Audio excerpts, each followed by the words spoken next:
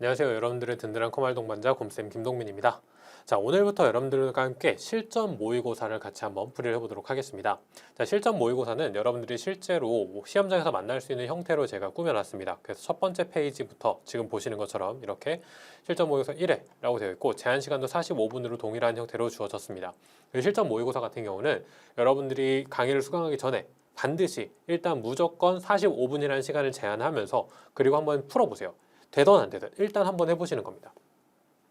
실제로 우리가 배웠던 기본 이론 강의만 가지고는 실전 모의고사에 있는 문제들을 깔끔하게 다 풀어내기는 조금 어렵습니다. 정확하게 말하면 기본 강의는 실전 모의고사에 있는 문제들을 여러분들이 좀 더 쉽게 이해할 수 있도록 그리고 풀이하는 데 있어서 도움이 되도록 꾸며놓은 가장 기본적인 부분이고 이제 그걸 응용해서 어떻게 시험장에서 활용을 할 것인가 그게 이제 실전 모의고사 파트라고 생각을 해주시면 되겠습니다.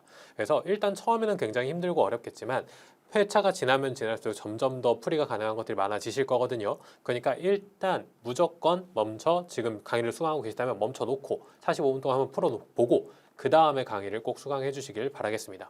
자, 그런데 여러분들이 엑셀 파일을 다운받아서 열었을 때 지금처럼 이렇게 뭐 매크로 실행을 차단했습니다. 아니면 차단된 콘텐츠입니다. 이런 식으로 나오시는 경우가 있으실 거예요. 그때는 애초에 우리가 작업을 못 하거든요. 그러니까 이걸 해결하는 방법을 먼저 설명을 드리도록 하겠습니다. 자, 이런 창이 떴다면 일단 엑셀 파일을 끄세요. 엑셀 파일을 끄고 저는 이제 방금 열었던 게 정답 파일, 이 파일인 건데 이 정답 파일, 이 파일에 마우스 오른쪽 버튼을 눌러서 속성창으로 들어가 줄게요. 이렇게 바로가기 메뉴 속성창. 속성창으로 들어가서 여기 보안 부분, 일반 탭에 있는 보안 부분에 보면 차단이 되어 있다라고 되어 있을 겁니다. 이거를 차단 해제 선택해 준 다음에 적용 눌러주시면 됩니다. 그리고 확인을 하고 다시 들어가 보면 이제는 아까와 같은 형태로 문제가 생기지 않을 겁니다. 여기에 현재 사용할 수 없도록 설정했다라고 되어 있는데 그냥 이때 그냥 컨텐츠 사용 이거 눌러주시면 돼요. 그럼 이제부터는 정상적으로 사용하실 수가 있는 겁니다. 자, 이렇게 해서 여러분들 작업을 해주시면 될 것 같고요. 뭐 아무것도 안 했으니까 일단 저장 안 할게요, 저는. 자, 그럼 실제로 이제 문제풀이 한번 시작을 해보도록 하겠습니다. 본격적으로. 자, 지금 1회 문제부터 먼저 살펴보도록 하겠습니다. 문제부터. 자, 1회 1번 문제 먼저 보도록 하겠습니다. 기본 작업. 주어진 시트에서 다음의 과정을 수행하고 저장하시오 라고 했습니다. 1번 기본 작업 시트. 자, 기본 작업 시트로 들어왔습니다. 여기서 다음과 같이 고급 필터를 수행하시오 라고 했어요. 고급 필터. 자, 고급 필터라는 걸 수행을 할 건데 A3번부터 F32번까지 A3번부터 F32번까지 이 영역이에요. 이 영역에서 담당 업무가 제조를 포함하고 제조라는 단어를 담당 업무를 봤더니 연구개발, 인사관리, 뭐 제조 양산 엔지니어 이런 식으로 있는데 제조라는 단어를 포함하면서 엔지니어로 끝나는 데이터의 이름, 부서, 근속연수, 담당 업무 필드만 순서대로 표시하시오 라고 했습니다. 특정 필드만 뽑아서 할 겁니다. 자, 조건은 A34에서 A35 영역, A34에서 A35 영역, 이 영역이에요. 지금 조건을 딱 조건명 그리고 조건식 하나 적을 수 있게 이렇게 두 가지의 셀로만 적여놨죠. 그리고 and, write, find 함수. 그러니까 이거는 조건식을 하나로 작성을 해줘야 되는 겁니다. 제조를 포함하고 엔지니어로 끝나는 데이터라고 했으니까 이 두 개의 조건을 and라는 조건으로 묶어줘야 됩니다. 자, 조건 일단 작성을 해보도록 할게요. 조건 이렇게 적어놓고 자, 조건에 대해서 뭐라고 쓸 거냐면 첫 번째 우리가 체크해야 되는 건 제조라는 단어가 들어가 있는지요. 자, 설명을 드리기 위해서 이쪽에다가 먼저 체크를 해보도록 하겠습니다.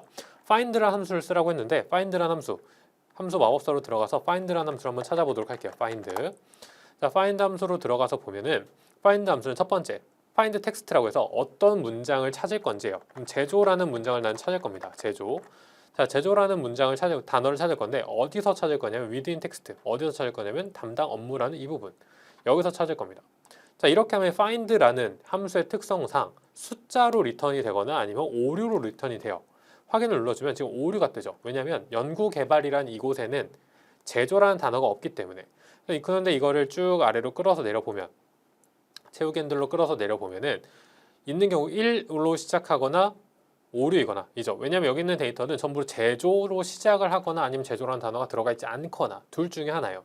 근데 이걸 조금 더 넓혀서 생각을 해보면 결국 이 결과값, 제조라는 단어가 들어있으면 결과값이 숫자 1보다 크거나 같은 숫자의 형태로 나오고 없으면 에러가 나온다 인 거죠. 자, 그럼 이거를 우리가 조금 더 확인을 해볼 수 있다면 어떻게 확인을 해볼 거냐면 자, 이 값이 1보다 크거나 같으냐 라는 걸로 우리가 체크를 해볼 수 있어요.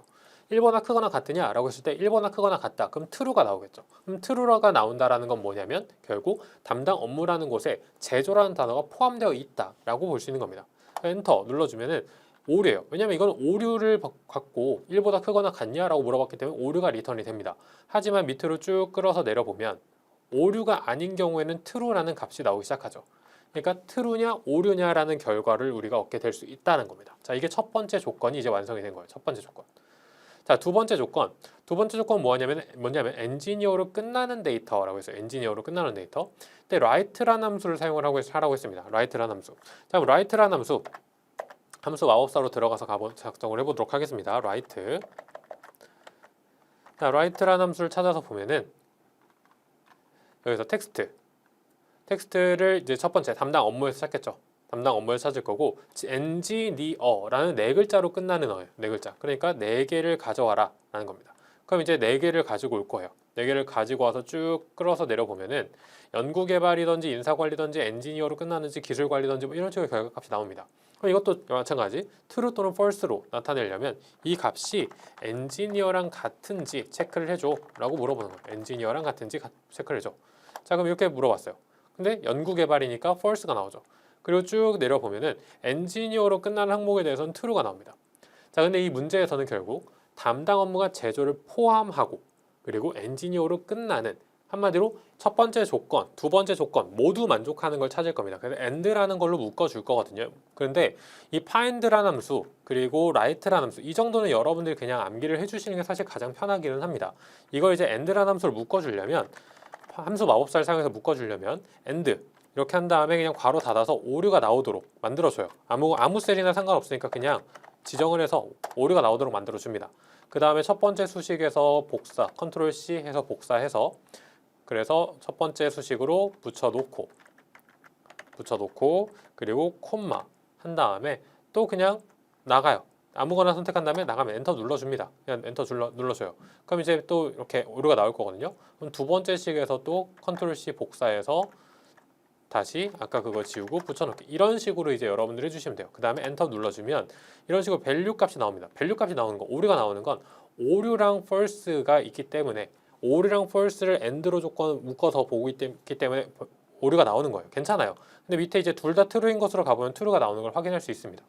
자, 수식이 완성된 거는 이제 맞는 건데 이걸 여러분들이 방금 전의 과정처럼 find 한번 체크를 하고 write 한번 체크하고 오히려 그러면 더 오래 걸리실 수도 있거든요. 우리 간단한 이 정도 함수에 대한 부분은 암기를 좀 하도록 하겠습니다. 형태를 자, 조건에 바로 한번 작성을 해볼게요. 가장 바깥쪽에 묶여야 되는 건 and입니다. 그럼 and를 먼저 적어요. 그 다음에 이제 find 함수 들어갈 거고 뭘 찾을 거냐면 제조라는 걸 찾을 겁니다. 근데 어디서 찾을 거냐면 지금 담당 업무 여기 이 포 여기서 찾을 거죠. 자, 여기서 찾을 겁니다. 그리고 이 값이 결과값이 1보다 크거나 같다. 이게 첫 번째 조건이었어요. 자, 두 번째 조건. 조건과 조건은 콤마로 구분해 줍니다. 자, 두 번째 조건을 찾을 거고요. 이번에는 write라는 함수예요. write라는 함수. 자, write라는 함수 딱 열어주고 그 다음에 이번에는 마찬가지 연구개발 이 4번 셀 여기서 볼 겁니다. 4개를 꺼내 올 거고요. 이 결과값이 엔지니어랑 같은지를 묻고 있습니다. 엔지니어랑 같은지. 그리고 괄호를 닫아줄게요. 자, 이렇게 쭉 닫아줬습니다. 물론 우리는 담당 업무라는 그 거기서만 체크를 할 거기 때문에 여기다가 이렇게 달러 표시를 해서 이 열을 고정시켜 주는 것도 상관은 없습니다. 근데 하지 않아도 사실 이 문제에서는 크게 문제는 없으세요. 어떻게 해도 크게 상관은 없는데 우리는 약간 습관을 들이기 위해서 열을 고정해야 되는 상황, 열이 바뀌면 안 되는 그런 상황에서는 이렇게 고정 표시, 절대참조, 부분 절대참조를 하는 걸로 연습을 해보도록 하겠습니다. 자, 그리고 엔터를 눌러주면 이제 조건이 만족이 됐습니다. 조건이 true나 false 형태가 아니라 오류가 나온다 하더라도 너무 걱정하실 필요 없습니다. 오류랑 false 값을 and로 묶어놨기 때문에 오류가 나온 것 뿐이에요. true랑 true일 때는 true가 잘 나올 겁니다. 자, 조건에 대한 부분은 잘 만족이 됐고, 자, 그럼 이걸 가지고 이제 고급 필터 볼 겁니다. 자, 근데 고급 필터에서 이름부터 그리고 부서, 근속연수, 담당 업무 여기까지만 표시하라고 했죠. 그러니까 이렇게 복사해서 붙여넣기를 해줄게요. 지금 복사가 잘못됐는데 부서, 근속연수, 담당 업무 여기만 컨트롤 C, 컨트롤 V로 해서 이렇게 붙여넣기를 해주겠습니다.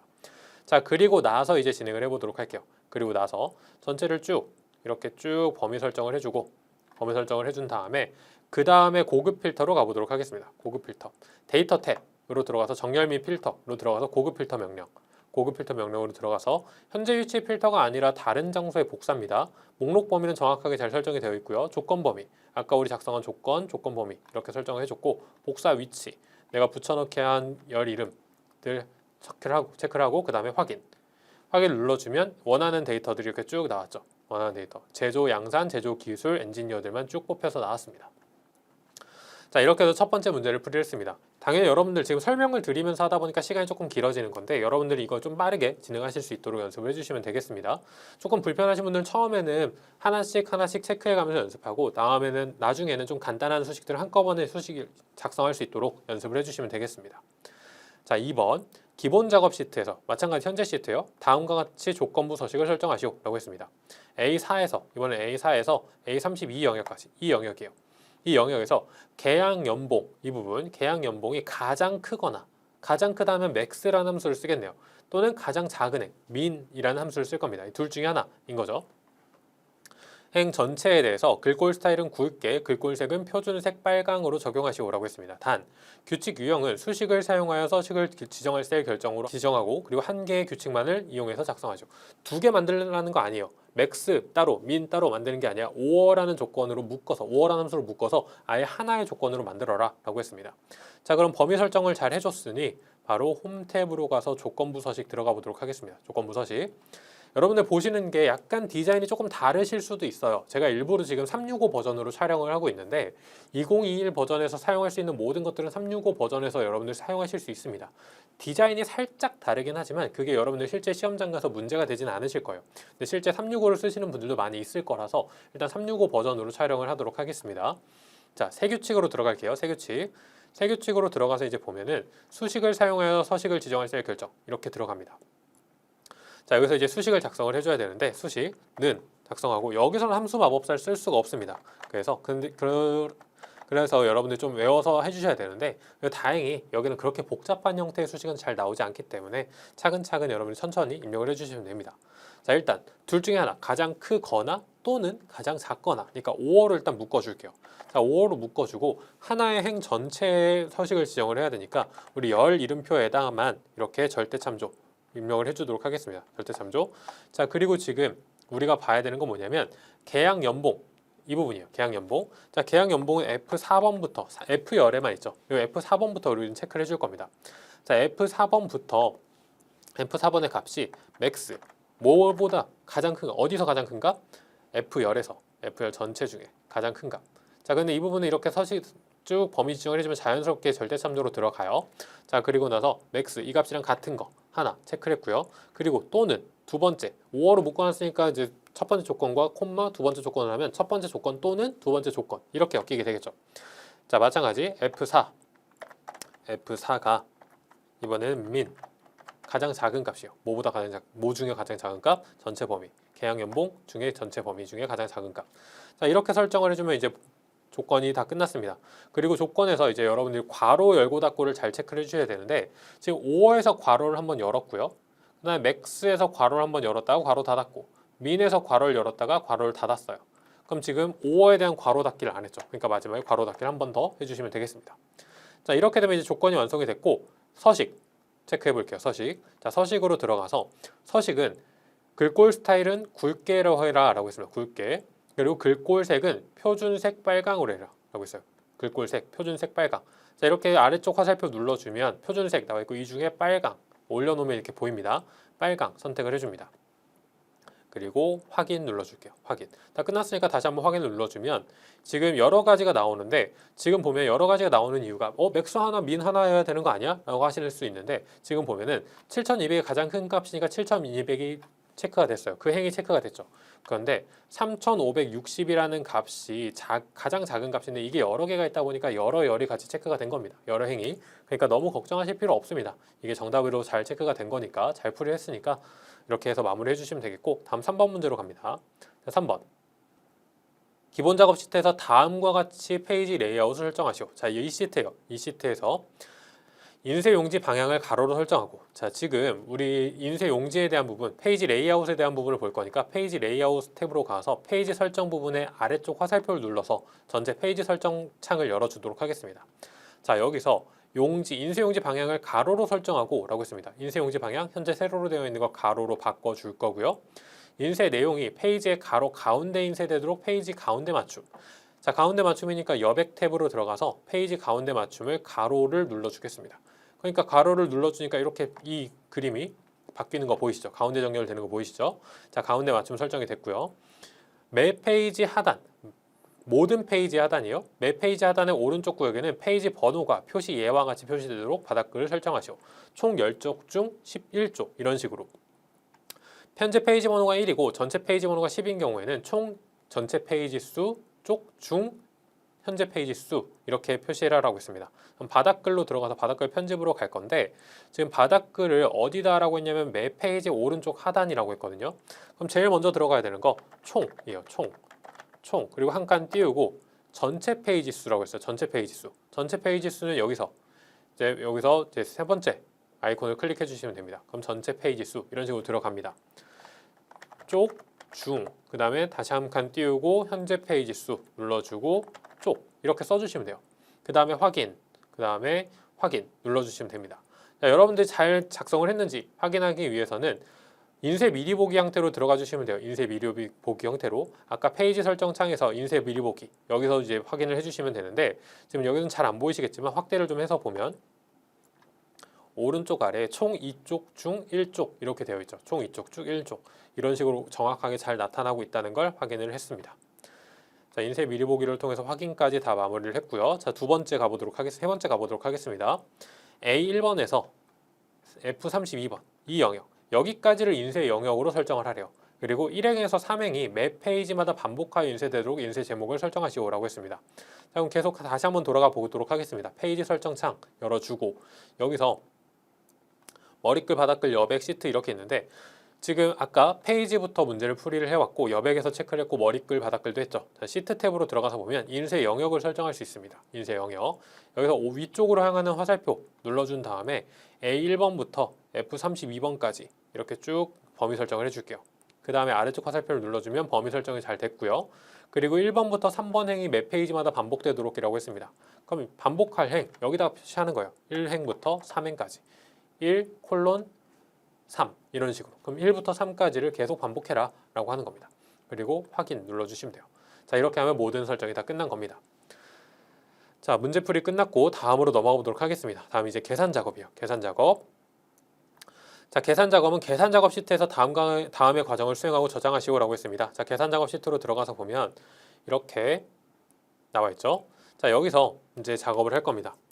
제품 판매 실적이라는 표, 이 표예요. 이 표. 여기서 B4번에서 B23번까지 이 영역이죠.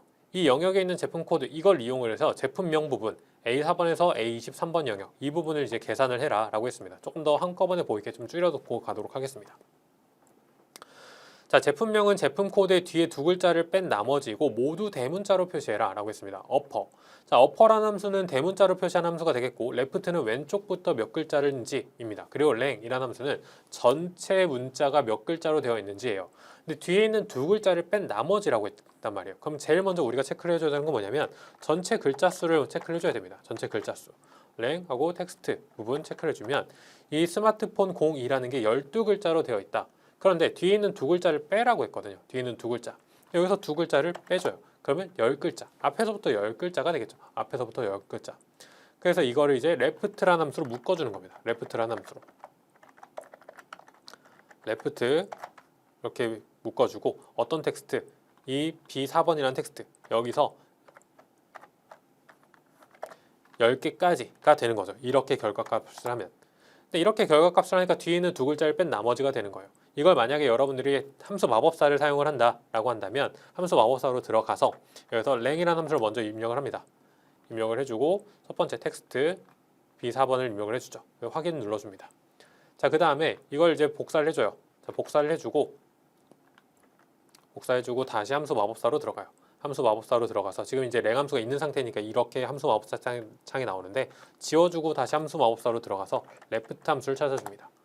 레프트 함수 레프트 함수 열어주고 텍스트 지정을 해주고 몇 글자 할 건지 아까 복사했던 랭이라는 함수 붙여놓은 다음에 여기서 빼기 2를 해주는 거예요. 그 다음에 확인. 그럼 이제 스마트폰이라는 게 정확하게 나왔죠. 그럼 마지막에 이거 어퍼로 이제 묶어줘야 돼요. 그럼 다시 한번 이거 컨트롤 X로 잘라내기 해주고 다시 함수 마법사 들어가서 어퍼 함수 찾아주는 겁니다. 어퍼 함수 찾아서 들어가서 여기서 이제 텍스트 그대로 붙여주죠. 그리고 나서 확인. 그럼 이제 원하는 스마트폰이라는 대문자가 나왔어요. 이렇게 해서 이제 채우기 핸들로 쭉 아래로 끌어내려 주시면 정답을 체크할 수가 있게 되는 겁니다.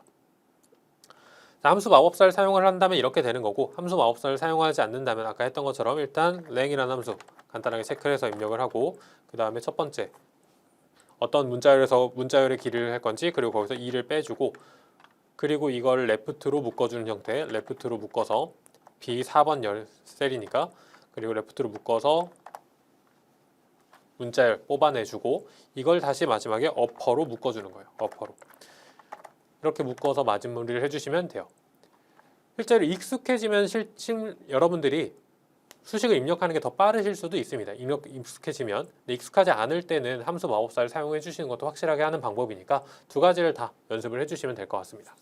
자, 첫 번째 문제 풀이해봤고 다음 문제 넘어갑니다. 네, 다음 2번 문제를 한번 보도록 하겠습니다.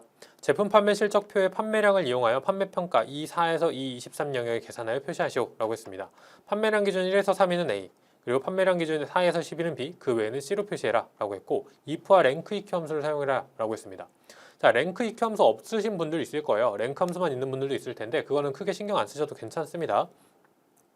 자, 일단 랭크 EQ 함수 입력을 해보도록 할게요. 익숙하신 분들은 그냥 랭크.eq 이렇게 해서 내가 찾고자 하는 거 D4번 셀 찾을 거고 전체 범위 D4번에서 D23번까지 이렇게 설정해주고 절대 참조해주고 가로 닫고 이렇게 해주면 이제 랭크 EQ 함수가 완성된 거예요. 이렇게 해주셔도 되고 익숙하지 않으신 분들은 함수 마법사 나는 함수 마법사가 편하다 함수 마법사로 들어가면 줍니다. 이 4번 셀 눌러주고 함수 마법사 들어가서 랭크 EQ 함수 찾아줍니다. 랭크 EQ 그 다음에 랭크 EQ 함수 열어준 다음에 첫 번째 찾을 넘버 D4번 셀이죠. 지정해주고 레퍼런스 전체 범위 설정을 해줄 건데 이 전체 범위는 우리가 채우기 핸들로 내릴 때 바뀌면 안 되니까 절대 참조로 해줘요. 절대 참조. 그 다음에 확인 눌러주면 이제 랭크 EQ 함수가 완성이 됐죠. 그리고 좀 확인을 위해서 내려주면은 각각의 항목이 그 판매량 항목이 전체 판매량 중에 몇 등인지가 나왔어요.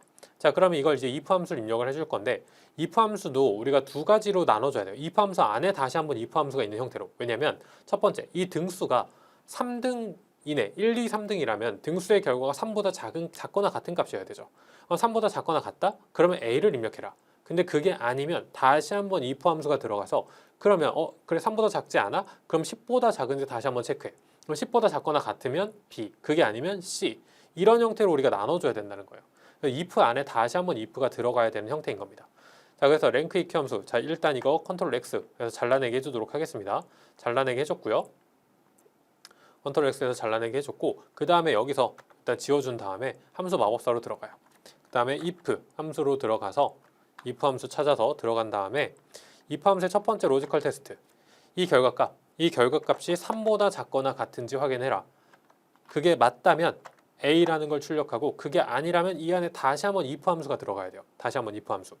자, 다시 한번 if 함수를 집어넣을 때 그냥 여기서 함수 마법사를 추가로 더 불러오는 방법이 있어요. 뭐냐면 자, 함수 입력줄 수식 입력줄 맨 왼쪽에 보면 if라고 아마 돼 있는 형태 이렇게 나와 있는 이름표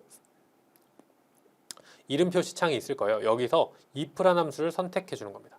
그럼 새로운 if라는 함수가 나왔죠. 여기서 다시 한번 입력해 줘요. 이 값이 10보다 작거나 같은지 이게 맞으면 B라는 걸 출력하고 그게 아니면 C라고 출력해라 라고 했습니다. 물론 여기서는 큰 따옴표 안 하고 그냥 B라고 입력하고 C라고 입력해도 알아서 이렇게 큰 따옴표로 묶어주기는 합니다. 어떻게 해서 상관은 없어요. 자, 그 다음에 확인 눌러주면 이제 전체 수식이 쫙 완성이 됐죠. 자, 전체 수식 보면서 다시 한번 해석을 해보도록 하겠습니다. if요. 자, 랭크 EQ라고 해서 D4번 셀에 대한 부분이 D4에서 D23번 전체 영역 중에서 몇 등을 하는지 랭크 EQ로 뽑았어요. 근데 그 값이 3보다 작거나 같다. 한마디로 1, 2, 3등이다. 그러면 A라는 걸 반환하고 그게 아니라면 이제 다시 if 함수가 나왔죠. 그게 아니라면 다시 if 함수 들어갔습니다. 랭크를 통해서 구한 값이 10보다 작거나 같다. 그럼 B. 그것도 아니면 C를 반환해라 라고 한 거죠. 그러니까 1에서 3위는 A, 4위부터 10위까지는 B, 그 외에는 C가 되는 형태인 겁니다. 자, 완성이 됐으니 이제 채우기 핸들로 쭉 내려주면 모든 것들이 정상적으로 다 입력이 된 걸 확인할 수가 있겠습니다. 자, 2번 문제 이렇게 풀어봤고 다음 3번 보도록 하겠습니다. 제품 판매 실적표 이 표입니다. 여기서 판매량을 이용을 해서 가장 판매량이 많은 제품의 제품 코드를 가져올 거예요. 이 제품 코드 이 부분을 가지고 올 겁니다.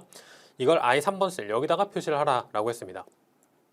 맥스랑 매치랑 인덱스 함수를 사용을 하라고 했는데 맥스라는 함수는 전체 중에 가장 큰 값을 뽑아오는 거예요. 그러면 판매량 전체 범위, 이 범위 중에 가장 큰 값을 뽑아올 수가 있겠죠. 다음에 매치라는 함수는 원하는 범위에서 원하는 값이 몇 번째에 위치하는지 그 결과값을 가져옵니다. 몇 번째에 위치하는지. 그리고 인덱스라는 건 전체 범위 중에서 몇 번째에 해당하는 값을 가지고 와라가 되는 거예요. 자, 그럼 맥스 함수를 통해서 판매량 중에 가장 큰 값이 얼마인지 찾고 그 가장 큰 값이 판매량 범위 중에서 몇 번째 행해했는지를 찾고 그 결과를 가지고 인덱스 함수를 가지고 제품 코드 중에 몇 번째 있는 데이터를 가져와라 라는 형태가 돼야 되겠죠. 그러니까 가장 안쪽에 있는 함수는 맥스, 그 다음은 매치, 그 다음 가장 바깥쪽이 인덱스, 이런 형태로 이제 작성이 돼야 된다라는 겁니다. 자, 그럼 맥스 함수부터 함수 마법사, 이 문제는 이제 함수 마법사를 가지고 활용을 좀 해보도록 하겠습니다. 자, 맥스 함수 찾아서 들어가요. 맥스 함수 전체 범위를 판매량에 대한 범위를 전체 D4번에서 D23번까지 저장을 했습니다. 지정을 했어요. 그 다음 확인. 그러니까 260이라는 값이 나왔죠. 자, 맥스 함수를 컨트롤 X로 잘라내게 한 다음에 다시 함수 마법사를 불러오게 합니다. 이번에는 뭘 찾아야 되냐면 매치를 찾아야죠. 매치. 자, 매치 함수를 찾아서 들어갑니다. 확인. 검색할 값이라는 게 이 맥스 값이잖아요. 이 값. 어디서 찾을 거냐면 판매량 열에서 찾을 겁니다. 판매량 열에서. 이 열에서 찾을 거예요. 자, 일치 유형 볼 건데 완벽하게 일치하는 걸 찾아야 되잖아요. 그러니까 0 이렇게 입력을 해줍니다. 0. 그 다음에 확인을 눌러줘요. 그러니까 20번째 있대요. 20번째. 이 전체 중에 20번째 있다라고 얘기를 하는 거죠. 자, 그럼 이걸 다시 한번 잘라내게 합니다. 매치 함수를 다시 한번 잘라내게 해요. 그리고 이번에는 인덱스 함수를 가져야겠죠. 인덱스. 자, 인덱스 함수로 들어가서 어떤 걸 선택하셔도 상관없어요. 그리고 들어가서 어레이, 전체 범위, 배열 한번 설정해 줍니다. 제품 코드가 들어있는 범위를 설정해 줘요. 그 다음에 로우 넘버, 몇 번째냐면 우리 찾은 거, 매치를 통해서 찾은 거, 몇 번째 행에 있는지를 가져올 거니까. 그 다음에 컬럼 넘버인데 열 넘버인데 어차피 하나의 열만 우리가 선택했으니까 여기는 굳이 작성하지 않으셔도 상관없습니다. 그리고 확인. 그렇게 하면은 판매량 전체 범위에서 260이란 값이 가장 큰데 260이 마지막 20번째 있으니까 제품 코드 전체 중에 20번째 있는 값을 가지고 와서 모니터 05가 나오게 되는 형태인 겁니다. 자, 이렇게 해서 함수 문제는 여러분들 그냥 단순 암기가 아니라 설계부터 해보셔야 되는 거예요. 설계부터. 맥스라는 함수, 매치라는 함수, 인덱스라는 함수를 통해서 저 값을 어떻게 가져올 건지 그런 설계를 여러분들이 연습을 꼭 해주셔야 된다라는 겁니다. 자, 3번 문제까지 풀이를 해봤고요. 다음 4번 문제로 가보도록 하겠습니다. 4번. 제품 판매 실적표를 이용을 하여 제품별 판매량 합계를 계산을 하고 I7번에서 여기 I7번에서 I10번 셀까지 표시를 하겠습니다. 자, 제품 판매 실적표의 제품명 필드, 이 제품명 필드에 맞게 각 제품 판매량의 합을 스마트폰 찾아서 구하고 랩탑 찾아서 구할 거고 타블렛, 모니터 다 따로 찾아서 구할 건데 배열 수식을 사용하라고 했어요. 배열 수식. 요즘 함수 문제에 배열 수식 문제가 굉장히 많이 나오고 있습니다. 그래서 여러분들 배열 수식을 잘 쓸 수 있어야 되는데 사실 배열 수식이라고 해도 뭐 그렇게까지 복잡하거나 어렵진 않아요. 기본 함수에서 인수를 하나의 셀이 아니라 배열로 지정한다. 그렇게 생각하고 마지막에 컨트롤 시프트 엔터를 눌러준다. 이 두 가지만 여러분들이 잘 기억을 해주시면 되거든요. 자, 보면 조건이 지금 뭐가 있는지 다시 한번 볼게요. 조건은 제품명이 스마트폰인 것들만 모아서 판매량의 합계를 구할 거고요. 제품명이 랩탑인 것만 모아서 더할 거예요.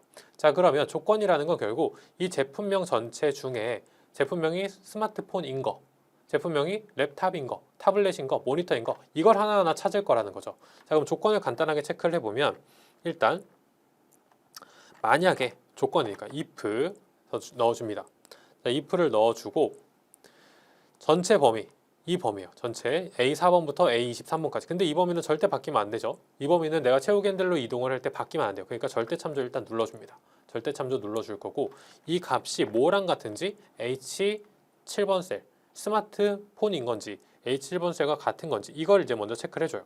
자, 그때 같다면 결과값을 뭘 가져올 거냐면 판매량에 대한 부분, 이 부분을 가지고 올 겁니다. 근데 이 부분도 바뀌면 안 되겠죠? 그럼 절대 참조를 눌러줍니다. 그 다음에 이렇게 해서 바로 엔터를 눌러주면 어떤 결과값이 나오냐면 210이라는 결과값이 나와요. 근데 이거는 사실 여기는 210이라는 결과값 하나만 보이고 있지만 그 밑에 210부터 여기까지 중에 쭉 체크가 쭉 이 배열이 전체적으로 밑으로 다 나와 있는 형태인 거예요. 나와 있는 형태인 건데 스마트폰인 경우에는 210이 나오지만 타블렛인 경우에는 이거는 결과값이 반환이 안 되겠죠. 반환이 안 되는 형태인 거예요. 일치하면 그 배열에 있는 210이란 값을 그냥 가지고 오는 거지만 일치하지 않으면 가지고 오는 게 아니잖아요. 일치하지 않으면 지금 리턴 값이 없잖아요. 그럼 false라는 값이 반환이 되는 상태인 거죠. false라는 값이. 그래서 배열 수식이 아니라 그냥 실제로 보여드리면 이렇게 보여지는 겁니다.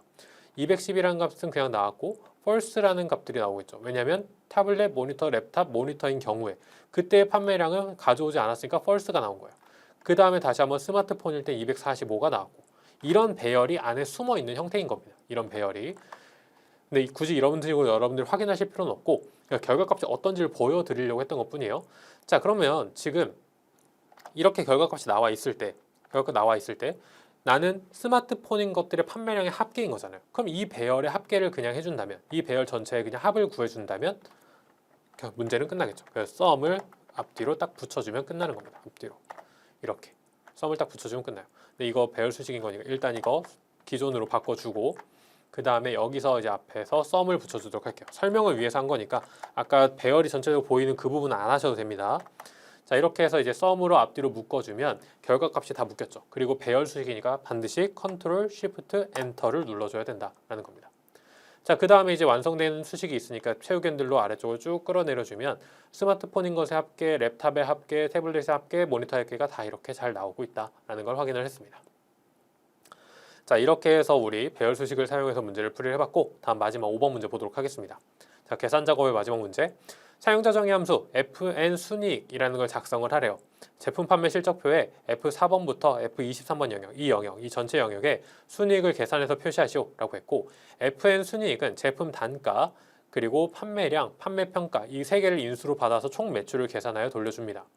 fn 순이익은 판매평가가 A면 이 판매평가 값이 A이면 제품 단가 곱하기 판매량 곱하기 0.7로 계산을 하고 그 외에는 제품 단가 곱하기 판매량 곱하기 0.6으로 계산을 하는데 if else를 써라 라고 했습니다. 자, if else를 사용을 할 겁니다. 이 경우에 뭐 셀렉트 케이스로 쓸 수도 있을 건데 if else를 쓰라고 했으니까 그냥 if else를 딱 사용을 하도록 하겠습니다.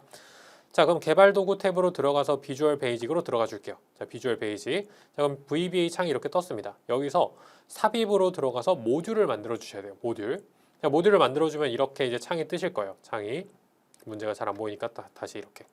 자, 그리고 문제에서 이렇게 VBA 코드를 짜야 될 때는 기본 창을 이렇게 만들어 줍니다. 항상 줍니다. 그럼 이걸 그대로 일단 입력을 해줘요. 퍼블릭. 오타는 절대 있으시면 안 되고요. 펑션 fn 순이익이라는 건데 제품 단가 그리고 판매량, 판매평가 이렇게 세 가지 항목을 받을 겁니다. 그리고 엔터를 누르면 end 펑션은 자동적으로 들어와요. 그럼 이 안에 이제 작업을 하는 겁니다. 자, if가 되겠죠. if. 자, 그런데 조건이 뭐냐면 판매평가가 A면 이라고 했어요. 판매평가라고 받은 인수 이 값이 A이면 여기까지죠. 근데 if 조건하고 바로 엔터를 치면 안 돼요. 그러면 then이 나와야죠. then. 그러면 뭐를 반환을 해라? 그럼 fn 순이익이라는 값은 fn 순이익은 뭘 반환을 할 거냐면 제품 단가에다가 곱하기는 별표 이렇게 해주시면 되고 제품 단가에다가 판매량을 곱해주고 여기다가 0.7을 계산해라. 이렇게 해서 엔터를 눌러줘요. 그러면 판매평가라는 값이 A일 때 fn 순이익이 뭘 작업을 할 건지가 나온 겁니다. 근데 그게 아닐 때 그때는 else를 입력해 줘야죠. else. 그리고 fn 순이익 그 외에는 fn 순이익이 제품 단가 거기다가 판매량 곱하기 0.6 이런 형태로 해라. 그리고 나서 이제 if 문이 끝났으니까 end if 이렇게 해서 마무리를 해줍니다. end if. 자, 그럼 이제 수식이 다 완성이 된 겁니다. if 판매평가가 A일 때 그러면 fn 순이익은 제품 단가 곱하기 판매량 곱하기 0.7 근데 그게 아니라면 else 순이익 fn 순이익은 제품 단가에 판매량 곱하기 0.6을 해라 인 겁니다. 만약에 여기서 A일 때는 0.7을 곱하고 B일 때는 0.6을 곱하고 그 외에는 0.5를 곱해라 라고 한다면 if else if가 되겠죠. else if. 그 다음에 else if. 근데 여기서 지금 제가 밑에 버튼을 잘못 눌렀더니 식이 없다고 하잖아요. 왜냐면 else if 다음에는 if 문과 똑같이 수식이 나와야 돼요. 그러니까 확인 눌러주고 여기다가 판매평가가 이게 B라면 B이면 then. 그리고 나서 이렇게 입력을 해주고, 그리고 나서 밑에 이제 else를 입력을 하면 되는 형태가 되겠죠. else. 그러면 이제 세 가지로 구분을 한 겁니다. 근데 지금 우리는 두 가지로만 구분을 하는 형태였으니까, B일 때는 구분하는 게 아니었으니까 그냥 여기다가 바로 end if 이렇게 하고 먼지를 마무리하도록 하겠습니다. 자, 그리고 나서 작성이 다 됐으니까 닫힘 버튼 눌러주고, 그 다음에 여기다 이제 수식을 입력하는 거예요. 는 fn 순이익 fn 이렇게 치면 fn 순이익이 뜨거든요. 이렇게 바로 더블 클릭해서 해주셔도 되고, 아니면 그냥 fn 순이익 이렇게 작성을 해주셔도 상관없습니다. 그 다음에 여기에는 우리 제품 단가, 판매량, 판매 평가 세 개가 들어가 있죠. 그리고 괄호 닫기 해주면 그 값이 이렇게 쭉 나오게 되는 거예요. 그리고 최후의 눌러 쭉 내려주면 결과 값이 이렇게 나오게 됩니다. 자, 이렇게 해서 계산 문제 5번까지 풀이를 해봤고요. 다음으로 넘어가 보도록 하겠습니다. 네, 다음 3번 문제로 넘어가 보도록 하겠습니다. 3번. 자, 분석 작업 1번 시트에서 라고 해서 분석 작업 1번 시트로 가보도록 하겠습니다. 자, 분석 작업 1번 시트로 가서 다음의 지시사항에 따라 피벗 테이블 보고서를 작성하시고 피벗 테이블 보고서를 만들 겁니다. 자, 외부 데이터 가져오기 기능을 이용해서 거래장부 ACCDB, 거래장부라는 액세스 파일이요. 2024년 거래 테이블에서 거래 업체명, 대표자 이름, 제품명, 거래 수량, 거래 단가, 열을 이용을 해라 라고 했습니다. 그리고 피벗 테이블 보고서의 레이아웃 위치는 그림을 참조해 설정하고 라고 했는데, 그림을 참조해서 보니까 필터, 대표자 이름을 가지고 이제 필터가 하나 있고 본 피벗 테이블 표는 A3번 열부터 3번 셀에 붙어 있습니다. 그러면 우리는 피벗 테이블을 A3번 셀을 기준으로 해서 작성을 해주셔야 돼요. A3번 셀부터 피벗 테이블 본 표가 나오고, 그리고 그거보다 두 행 위에 필터가 나오는 형태인 겁니다. 그러니까 필터가 있으면 필터 부분은 무시하고 본 표가 어디서부터 시작되는데 그걸 가지고 여러분들이 위치 지정을 해주시면 된다라는 겁니다. 자, 그리고 지금 이거는 외부 데이터 가져오기 기능이기 때문에 외부 데이터의 위치도 여러분들이 잘 알아두셔야 되는데, 모든 문제에서 엑셀 문제에서라면 엑셀 문제에서 외부 데이터는 지금 보시는 것처럼 C 드라이브의 OA 폴더 안에 있어요. 실제 시험장도 똑같습니다. 저도 시험을 정말 많이 치러 가지만 결국 이 부분은 항상 똑같더라고요. 데이터베이스는 DB라는 폴더, 스프레드시트는 OA라는 폴더. 그러니까 이것도 여러분들이 그냥 그 안에 넣어놓고 연습을 해주시면 됩니다. 저는 이제 미리 넣어놨기 때문에 그 상태로 이제 연습을 해보도록 하겠습니다. 자, 일단 데이터부터 먼저 가져오도록 할게요. 데이터 탭으로 들어가서 보면은 데이터 가져오기라는 항목이 있어요. 자, 데이터 가져오기. 근데 데이터베이스에서 가져올 거니까, 액세스에서 가져올 거니까 데이터베이스에서를 눌러주고 액세스 데이터베이스에서를 눌러줍니다. 자, 그럼 이렇게 이제 창이 뜨는데, 이미 여기 나와 있는데 아마 처음에는 이런 창으로 나오실 거예요. 이런 창으로. 자, 여기서 왼쪽으로 보시면 내 PC 또는 C 드라이브가 바로 나오시는 경우도 있습니다. 그럼 로컬 디스크 C 눌러줘요. 여기서 OA라는 폴더를 찾아주는 겁니다. 그렇게 해서 열기를 눌러주면 이 안에 이제 파일들이 있으실 거예요. 여기서 원하는 파일들, 나는 거래장부죠. 가져오기 눌러줍니다. 자, 그러면 이렇게 탐색창 같은 게 뜰 건데, 그럼 이제 거래장부라는 액세스 파일 안에 테이블이 여러 개가 있으면 여러 개의 테이블이 나오겠지만 지금 2024년 거래 하나밖에 없어요. 그럼 이걸 선택을 해주고 바로 로드하시면 절대 안 됩니다. 바로 로드하는 거 아니에요. 우리는 원하는 테이블만 가져올 거기 때문에 데이터 변환을 눌러주셔야 돼요. 자, 데이터 변환을 눌러주면 이렇게 쿼리 편집기가 쭉 나오게 되실 거예요. 쿼리 편집기. 여기서 쿼리 설정은 꺼도 되니까 꺼놓고, 내가 가져오지 않을 필드는 지우겠습니다. 구분이라는 필드는 가져오지 않아도 되니까 마우스 오른쪽 버튼 누르고 제거. 거래 업체명 가져와야 되죠. 대표자 이름 가져와야 돼요. 제품명, 그 다음 제품명이니까 연락처에 대한 부분 제거하고, 지역에 대한 부분도 제거하고, 제품명, 거래 수량, 거래 단가 이렇게 5개월을 가져오라고 했습니다. 자, 5개월 가지고 올 거예요. 자, 여기서 이제 닫기 및 로드, 왼쪽 위에 있는 닫기 및 로드를 그냥 누르시면 안 되고, 닫기 및 로드 밑에 아래쪽 화살표를 눌러주시면 닫기 및 로드를 할 건지, 아니면 닫기 및 다음으로 로드를 할 건지, 여기서 우리는 닫기 및 다음으로 로드를 눌러줄 겁니다. 자, 그럼 이렇게 어떤 식으로 데이터를 가져올지가 나오는데, 우리는 피벗 테이블 보고서 형태로 가져올 거고, 현재 워크시트에 넣을 겁니다. A3번 셀에 넣을 거죠. 그리고 문제에 간혹 가다가 데이터 모델에 이 데이터를 이 부분을 추가하시오 라고 하는 경우가 있는데, 추가하시오 라고 하면 이렇게 체크를 해주시면 되고, 그런 말 없으면 체크 안 하시면 됩니다. 그리고 확인. 그럼 이제 원하는 테이블 만들 수 있도록 이렇게 자료들이 나오는데, 지금 그림을 다시 한번 체크를 해보면 거래 업체명이라는 부분, 거래 업체명이라는 부분과 제품명이라는 부분이 지금 데이터 행으로 들어가야 돼요. 아래쪽 화살표가 표시되어 있잖아요. 얘네들은 행으로 들어가 있다는 거예요. 그래서 거래 업체명이라는 부분과 제품명이라는 부분을 행으로 끌어놓도록 하겠습니다. 자, 그리고 필터는 대표자 이름이죠. 대표자 이름은 필터에 넣어놓도록 할게요. 자, 그리고 나서 거래 단가와 거래 수량을 이렇게 값으로 넣어주도록 하겠습니다. 자, 근데 이렇게 했는데 총 거래 금액이라는 부분이 없죠. 이거는 이제 내가 따로 만들어야 되는 부분이 될 것이다 라는 겁니다. 자, 계속 가보도록 하겠습니다. 보고서 레이아웃을 개요 형식으로 하라고 했어요. 개요 형식. 그럼 피벗 테이블 디자인 탭으로 들어가서 보고서 레이아웃 이거를 개요 형식으로 바꿔주겠습니다. 자, 개요 형식으로 이렇게 바꿔줬습니다. 그리고 피벗 테이블 스타일은 밝은 회색 피벗 스타일 밝기 15로 적용하고, 피벗 테이블 스타일 얘를 밝은 회색 피벗 스타일 밝기 15, 아래쪽 화살표를 눌러주면 이렇게 여러 가지가 나오는데 여기서 밝은 회색 15 밝기 15 찾아줘요. 그럼 밝은 회색 피벗 스타일 밝기 15 나왔죠. 눌러줍니다. 자, 그럼 이렇게 적용이 되었고요. 각 그룹의 하단에 요약이 표시되도록 설정하시오. 각 그룹 하단에 알파 트레이닝 요약, 뭐 베타 전자 요약 이런 식으로 나와야 돼요. 그러면 부분합에 대한 부분, 각 그룹 하단에 모든 부분합을 표시한다. 이렇게 표시를 해주면 각 항목들의 요약이 표시가 됩니다. 다음 요약에 대한 부분도 잘 처리를 했고, 계속 가보도록 할게요. 다음 함수를 이용하여 그림과 같이 총 거래 금액, 이 필드죠. 이 계산 필드가 추가되도록 하시오 라고 했습니다. 총 거래 금액이라는 건 거래 수량과 거래 단가의 곱이라고 했습니다. 거래 수량과 거래 단가의 곱. 자, 그럼 여기서 피벗 테이블 분석 탭으로 들어가서 여기서 계산으로 들어가서 필드 항목 및 집합 이 부분도 들어가도록 할게요. 계산 필드를 만들어 주는 겁니다.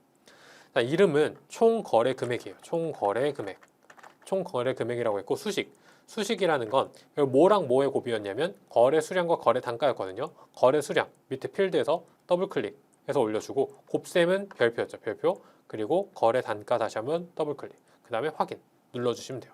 그럼 총 거래 금액이라는 게 이렇게 합계로 들어가 있습니다. 지금 잘 안 보이실 텐데 이렇게 좀 쭉 펴보면 총 거래 금액이라는 부분이 포함된 걸 확인할 수가 있죠. 자, 총 거래 금액까지 잘 포함을 시켰고요. 계속 가보겠습니다. 거래 업체명 필드가 다음과 같이 표시되도록 정렬하시오. 자, 거래 업체명에 대한 걸 이제 정렬을 하라고 했는데 알파 다음에 베타, 베타 다음에 델타, 델타 다음에 오메가요. 그럼 뭐 가나다 순도 아니고 이걸 어떻게 해야 되나 걱정을 하시는데 그냥 끌어다 놓으면 됩니다. 자, 알파가 가장 위에 있어야 되죠. 그럼 알파 트레이딩이라는 거 눌러줘요. 그 다음에 이렇게 눌러주면 셀이 지정이 됐잖아요. 여기서 아래쪽이든 모서리든 이렇게 위 아래 또는 왼쪽 오른쪽 어디도 가면 마우스 포인터가 지금 보시는 것처럼 이렇게 십자가 형태가 되는 경우가 있을 거예요. 십자가 되는 형태가 됐을 때 그때 마우스 왼쪽 버튼을 클릭을 해서 위치를 올려주시는 겁니다. 맨 위로. 그럼 알파 트레이딩이 이렇게 위로 올라갔죠. 알파 다음엔 베타였어요. 베타도 마찬가지로 똑같이 클릭을 한 다음에 위로 올려줘요. 알파, 베타, 델타, 오메가. 그럼 순서가 정확하게 잘 된 거고요. 계속 가보도록 하겠습니다. 거래 단가, 총 거래 금액 필드의 표시 형식은 각 필드 설정의 표시 형식을 이용하여 기호 없는 회계 형식을 지정하시오. 자, 거래 단가에 대한 거. 지금 각 필드 설정의 표시 형식이죠. 그럼 거래 단가에 있는 항목 아무거나 하나 클릭을 한 다음에 마우스 오른쪽 버튼을 눌러줘요. 그 다음에 각 필드 설정, 바로가기 메뉴에서 각 필드 설정을 눌러줍니다. 여기서 표시 형식, 이쪽으로 들어가는 거예요. 이쪽으로. 근데 표시 형식을 이용하여 라고 저는 얘기를 했지만 표시 형식을 이용하여가 아니라 셀 서식을 이용하여 라고 하기도 합니다. 실제 문제에서 셀 서식을 이용하여 라고 나오기도 하니까 너무 당황하실 필요 없어요. 자, 셀 서식을 이용해서 회계인데 기호가 없는 것이라고 했으니 기호를 없음으로 표시해 줍니다. 그리고 확인. 그 다음에 다시 한 번 더 확인. 그러면 거래 단가에 대한 부분은 전체적으로 다 바뀌었고 총거래 금액도 똑같이 해줘야겠죠. 마우스 오른쪽 버튼 눌러주고 값필드 설정 들어가서 여기서 표시 형식 들어가서 회계 중에 기호가 없는 것, 그 다음에 확인 눌러줍니다. 다시 한번 확인. 그럼 거래 단가와 총거래 금액에 대한 부분 잘 처리가 됐습니다. 자, 거래업체명 필드가 오메가 테크인 자료만 별도의 시트에 작성하시오 라고 했는데 시트명을 오메가 테크로 지정을 하고 분석 작업 1 시트 앞에 위치시키시오 라고 했습니다.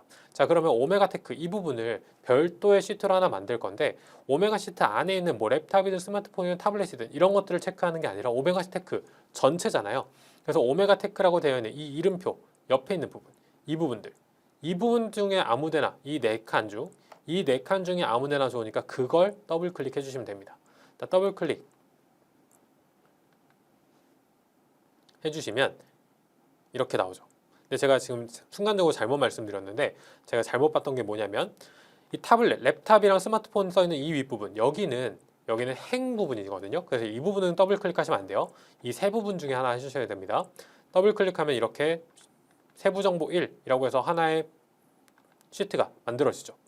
불필요한 건 지우고 세부정보 1이라고 되어 있는 거 마우스 오른쪽 버튼 눌러서 이름 바꾸기 이렇게 바꿔주시면 뭐로 바꿀 거냐면 오메가 테크 이렇게 바꿔줄 겁니다. 그리고 엔터 눌러주면 완성이 됐어요. 분석 작업 1 앞에 위치도 잘 되어 있죠. 그러니까 이 문제 풀이도 이렇게 해서 문제가 마무리가 됐다라고 생각을 해주시면 되겠습니다. 네, 다음 2번 문제로 넘어가 보도록 하겠습니다. 분석 작업 2번. 자, 분석 작업 2시트에 대하여 다음의 지시사항을 처리하시오. 데이터 도구를 이용하여 자, 분석 작업 2시트라고 했으니까 분석 작업 2번 시트로 가고요. 이동하고요. 여기에 대해서 데이터 도구를 이용해서 임직원 명단. 자, 임직원 명단이라는 이 표입니다. 이 표에서 이름 그리고 4번 이 두 가지 열을 기준으로 중복된 값이 입력된 셀을 포함하는 행을 삭제하시오 라고 했습니다. 자, 그럼 일단 이거부터 먼저 처리를 해보도록 하겠습니다. 이 부분부터 자 먼저 처리를 해보도록 할게요. 자, 전체 범위 일단 지정을 해주겠습니다. 표에 대한 전체 범위를 지정을 해줄 거고 데이터 탭으로 가서 여기서 데이터 도구 중에 중복된 항목 제거 눌러두도록 하겠습니다. 여기서 이제 체크를 해줄 건데 어떤 열을 기준으로 할 거냐면 이름과 4번 열이죠. 이름과 4번 열. 이름과 4번을 선택하고 확인을 눌러줘요. 그럼 중복값이 3개가 발견이 되었습니다. 그리고 고유값이 26개가 남았습니다. 그럼 지울 거 지웠다 라는 겁니다. 그리고 지울 거 지우고 26개 남았다 라는 거예요. 그 다음 확인 눌러주시면 첫 번째 거에 대한 작업은 끝난 겁니다. 자, 다음 부분합 기능을 이용하여 임직원 명단표에서 부서별 근속연수의 평균을 계산한 후 성별별 이름의 개수를 계산하시오 라고 했습니다. 부서를 기준으로 오름차순을 정렬하고 부서가 동일한 경우 성별을 기준으로 오름차순을 정렬하시오. 평균과 개수는 위에 명시된 순서대로 처리하시오라고 했는데 자, 부분합이라는 걸 하기 위해서는 우린 반드시 정렬을 해줘야 돼요. 그렇기 때문에 정렬에 대한 기준이 나왔는데 정렬 기준을 뭐로 하냐면 부서를 기준으로 오름차순 정렬하고 부서가 동일하면 성별을 기준으로 오름차순 정렬해라 라고 했습니다. 그럼 정렬에 대한 부분 먼저 진행을 해보도록 할게요. 정렬 첫 번째 이름을 기준으로 정렬을 할 겁니다. 근데 이름을 기준으로 첫 번째는 오름차순 정렬 현재 나와 있는 건 그거죠. 근데 문제에서 뭐라고 얘기했냐면 부서를 기준으로 정렬을 하라고 했고 오름차순 정렬을 하라고 했어요. 첫 번째. 그리고 이게 동일한 경우에는 그 다음은 성별을 기준이라고 했거든요. 그럼 기준 추가를 눌러주시는 거예요. 기준 추가. 다음 기준은 뭐냐면 성별이에요. 성별. 성별을 기준으로 오름차순 정렬하시오 라고 했습니다. 그럼 정렬에 대한 거는 끝났어요. 확인. 그럼 이렇게 이제 데이터가 정렬이 쭉 됐습니다.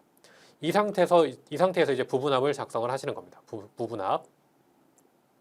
자, 부분합에 대한 부분은 이 개요에 있어요. 데이터 탭으로 가서 보면은 개요라는 항목 눌러주면 부분합이 있어요. 부분합 눌러줍니다. 그럼 이 부분합 창이 나오게 될 건데 자, 그룹을 뭘로 할 거냐면 부서별 근속연수라고 있어요. 그럼 기본적으로 부서에 대한 걸로 나누는 거죠. 그룹은 이제 부서로 나눌 거고 근속연수의 평균이라고 했으니까 평균 값을 할 건데 뭐의 평균? 근속연수의 평균. 그래서 이렇게 체크를 해주시면 됩니다. 첫 번째 부분합이니까 새로운 값을 대체 이 부분 돼 있어도 아무 상관도 없어요. 그리고 확인 눌러줍니다. 자, 그럼 첫 번째 부분합이 완성이 된 겁니다. 그리고 나서 두 번째 부분합을 또 만들어야 됐죠. 그 다음에는 성별별 이름의 개수를 계산하시오 라고 했습니다. 개요 들어가서 부분합 들어가줘요. 그 다음에 이번에는 성별별이라고 했습니다. 그룹을 성별별 그리고 이름의 개수 이번에는 개수 이름의 개수요. 자, 근데 이 상태로 그냥 눌러주시면 앞에 부분합이 없어져요. 왜냐하면 새로운 값으로 대치가 체크되어 있기 때문에 이거를 지워주셔야 돼요. 하나의 부분함이 있고 거기에 하나의 부분을 추가하는 형태라면 새로운 값으로 대치를 지워주셔야 됩니다. 그리고 확인. 그럼 이제 두 개의 부분함이 같이 나와 있는 형태입니다. 평균과 개수 위에 명시된 순서대로 잘 처리를 했으니까 데이터 분석은 두 번째 문제는 이대로 문제풀이가 끝났다라고 생각을 해주시면 되겠습니다. 네, 다음 4번 문제로 넘어가 보도록 하겠습니다. 4번 기타 작업이요. 기타 작업 1시트에서 라고 했습니다. 기타 작업 1시트. 자, 이렇게 넘어갈 건데 아마 여러분들도 이런 게 계속 뜨시는 분들도 있으실 거예요. 액티브엑스 컨텐츠가 차단되었다. 자, 이거 안 뜨도록 한번 해보도록 할게요. 안 뜨도록 그거부터 하고 이제 문제풀이로 가보도록 하겠습니다. 자, 파일 탭으로 가서 옵션으로 들어가요. 옵션. 여기서 이제 보안센터 가서 보시면 이렇게 보안센터 설정 있는데 보안센터 설정 눌러준 다음에 여기서 액티브엑스 설정으로 들어갑니다. 액티브엑스 설정. 여기서 지금 모든 컨트롤 사용 안 함 이렇게 되어 있는데 이런 거 하지 말고 이렇게 최소한의 제한사항으로 모든 컨트롤 사용하기 전에 확인한다든지 또는 제한사항이 없이 모든 컨트롤 사용 둘 중에 뭘 선택하셔도 상관없는데 저는 그냥 모든 컨트롤 사용 이 부분을 선택하시는 걸 좀 더 추천합니다. 자, 이렇게 처리를 하고 그 다음에 확인 눌러줄게요. 그 다음 확인 들어갑니다. 그러면 이제 창을 넘어가도 아까처럼 액티브엑스 사용할 수 없다 이런 창이 안 뜨실 거예요. 그리고 정상적으로 작업할 수 있으실 겁니다. 자, 계속 가보도록 할게요. 자, 기타 작업 1번 시트에서 다음의 지시사항에 따라 차트를 수정하시오. 차트는 주어진 그대로를 사용을 해주셔야 되고요. 총 합계열과 2020년 요소가 제거되도록 데이터 범위를 수정하시오. 자, 데이터 범위를 수정할 때 제거하는 거라면 굉장히 쉽게 수정할 수 있습니다. 차트를 선택하고 마우스 오른쪽 버튼을 눌러서 바로가기 메뉴를 나타내요. 바로가기 메뉴. 바로가기 메뉴가 이렇게 나오게 되면 여기서 데이터 선택으로 갑니다. 데이터 선택. 데이터 선택을 눌러주면 이렇게 데이터 원본 선택이란 창이 뜨실 겁니다.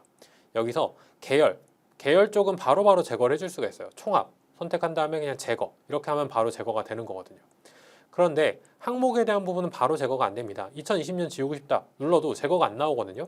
여기서 체크만 해제한다고 하면 표에는 안 나와요. 그래프에는 안 나오지만 그냥 숨김 처리가 된 거지 데이터 범위가 수정된 게 아닙니다. 그래서 오답으로 표시가 돼요.